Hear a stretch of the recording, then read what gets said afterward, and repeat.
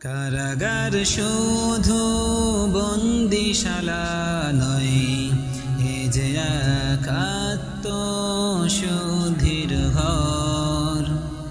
ইবাদতের এক নীরব পরিবেশ, ইলমে দ্বীনের এক মহাসর।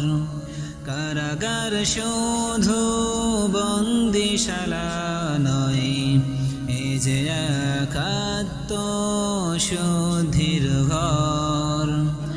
ইবাদতের এক নীরব পরিবেশ, ইলমে দ্বীনের এক মহাসর।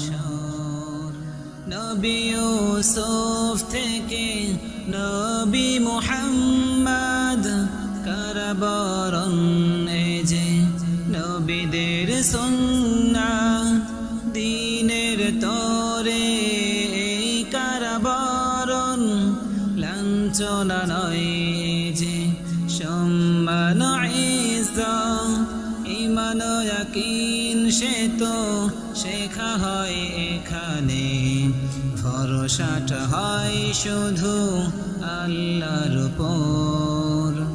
কারাগার শুধু বন্দিশালা নয়, এ যে এক আত্মশুদ্ধির ঘর। ইবাদতের এক নীরব পরিবেশ, ইলমে দ্বীনের এক মহাসর। ইমাম আজম ইমাম আহমদ ইবনে তাইমিয়া আর কত আকাবির, দ্বীনের তরে কারাগার গিয়েছেন যুগে যুগে উম্মার। আর কত মহাবীর হচ্ছে শামিল যারা আজ এই কাফেলায়, জান্নাতে রাসূলের হবে সহচর। কারাগার শুধু বন্দিশালা নয়, এ যে এক আত্মশুদ্ধির ঘর।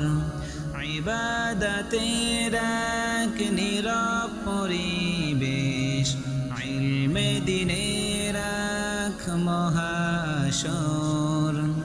কারাগার শুধু বন্দিশালা নয়, এ যে এক